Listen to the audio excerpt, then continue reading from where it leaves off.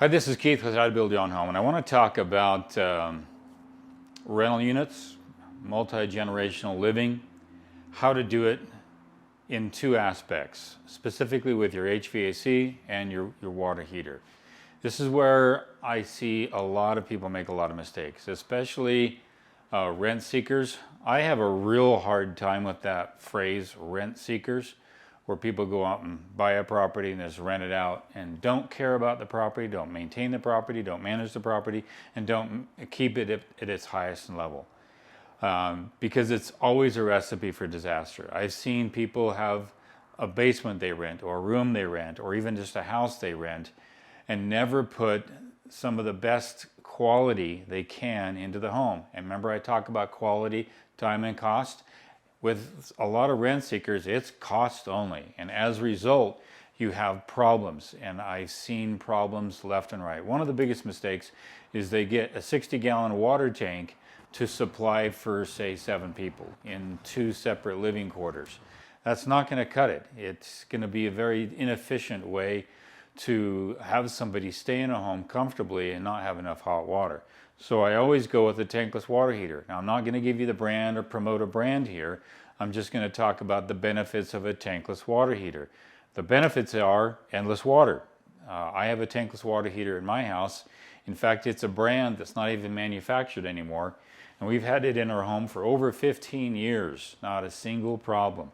And it produces a lot of hot water. I can have 2 or 3 people in the showers at the same time, and it's going to supply hot water for those 3 people. And that's the benefit. If I had down here, which I'll take you down here in just a second, where I'm going to put this tankless water heater, if I had a 40-gallon or a 60-gallon water heater there, it would not cut it, even for the first floor of this building. So let's walk down and I'll show you how I cut this in and some of the benefits of a tankless water heater. Okay, I'm in the back of the hall here, and I've created a little cubby where we will put that tankless water heater, and I'll be able to close this and keep it locked. No need to get access to it. I'll set the temperature at 120 degrees and walk and leave, and I'll be just fine. I'll have a filter system downstairs, which I'm going to do on another post, which is a new kind of filter system. But that's going to be filtered water going through the tankless. So that's one thing you want to keep in mind, is making sure that you have either soft water or filtered water going through the tankless. Helps make it last a little longer. The maintenance on it is also much easier. Although I've had a tankless water heater in my house, and I haven't maintained it in 15 years. They say to clean it out every 6 months. I haven't done that because I have had soft water go through it all the time. So I've got a little cubby here where I'm going to put a tankless water heater. I've got my fresh air intake, and I've got my exhaust right here. It's the same thing you would have pretty much for a gas water heater. You're going to vent it out. So I'm going to have fresh air in, and I've got my power, and I've got my gas. I got my cold water in and my hot water out right here, and I've got a clean out on the other side of the wall. So it doesn't take up that much space. In fact, it takes up less space than a regular full tank water heater. And I have a drain down there, so if the drain needs to drain out, it can drain out outside the house that way. I don't have to have a pan. I'm less likely to have any kind of breakage in or any leaks in this particular area. So it's a very convenient spot, and I needed very little space for that. Let's go outside, and I'll show you what I'm replacing and why. Okay, this is what came with the house when we purchased it, and it's only a 59-gallon water tank. 2 people taking a shower, even 1 person taking a long shower, would just drain that real quick, and you wouldn't have any hot water for the next person. Even though this was in good shape, it's only a year old. They barely put it in when we purchased the house. I'm not going to reuse it. I don't put this stuff in homes, especially for homes where we're going to have a multi-generational living situation where a younger family and a grandma living up above or something like that. I'm not going to do that to people. Plus, I want something to last a lot longer. So this is what we're replacing in that section, and we're putting a tankless water heater. Now I want to talk about mini splits and why they're an advantage, and why tankless water heaters and mini splits are great vehicles for multi-generational living. Let's go over here and look at the mini splits. Okay, here are some mini splits here, and notice that I've got 1 unit for below and where grandma will live, and another unit for the younger family of the same family will live. And they're separate, so they can actually control the heating of both upstairs and downstairs completely separate. And you're going to want to do that because the downstairs especially during the winter, is going to be much cooler. That's going to require a different dialing in, a different setting, a different temperature. Their comfort level is different from the comfort level above. If I had a forced air system, which is really what's on the roof right now, which we're going to pull that whole system off the roof and put a whole new roof on, then it gets to be a lot more complicated with regard to temperature control. Now, it can be done with ducts and whatnot, but it's still very hard, all right?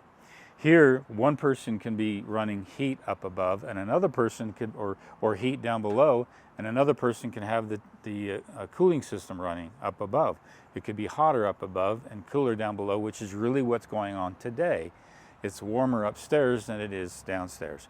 So one system could be dialed in and running for heat, and one system could be running for cool, for however they want to operate. But that's not really why I love mini split systems. I love them because I don't have to drop my ceilings down. I don't have to run ductwork. I don't have to run a return air system. I just have to run a pair like this, a pair just like that to each room. That's all I have to run.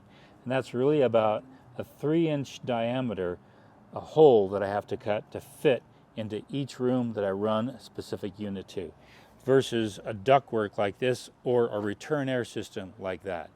That's why I like mini split systems, is because I don't have to mess with frame structure. I don't have to mess with chases. I don't have to mess with dropping down the ceiling. I don't have to mess with that. And I don't have to run my ducts in the hot attic, which I don't like, period. Especially in the temperature where I'm at, where it got over 117 degrees this summer, and running a cooling system in an attic that's well above 140 degrees Fahrenheit, that's not efficient at all. So I strongly recommend these. I'll show you some images of this cassette systems in the ceiling, but this is why I love mini splits and ductless systems, because the tankless system supplies hot water for the whole building without having 2 tanks, and the mini splits supply for the down and then up, especially when you have 1 meter on the entire building. If you've got 2 meters, then you can separate everything, but if I've got 1 meter, I'm now separating the utility here rather than here. This is where you get into a real headache with zonings. The cities, they won't give a separate meter. They're not going to allow for what they call multi-living. I call it multi-generational living, where there's the same family, but one family is living above and the other relation lives below, or what have you. But if it's just a rental where it's multi-family and they're not related, then typically they would want 2 meters here, but you can get away from that by splitting it off here and then renting the unit or leasing the unit to include all the utilities. I could talk a lot about this. I'm going to give some more feedback on that, on how to create some revenue in your own home, in your basement, to offset your own costs in your own home, because that's where we are going in this country. New construction's really getting costly. Getting existing builds, converting them to your best use so they can supply for a lot of other needs, especially family needs or other revenue needs. That's where there's going to be a huge opportunity. And when I'm done with this home, I'll give you a complete walkthrough on the things we've done. But keep in mind, tankless water heaters are a great way to give a lot of water to a lot of people in the same building. And then mini splits are a great way to split up the utility by giving access and complete control per unit that's being lived in. And it's much easier to frame, and your framer is going to love you for it. I'll give you more posts on this and some updates. Just give you one today. This is Keith Couch with How to Build Your Own Home.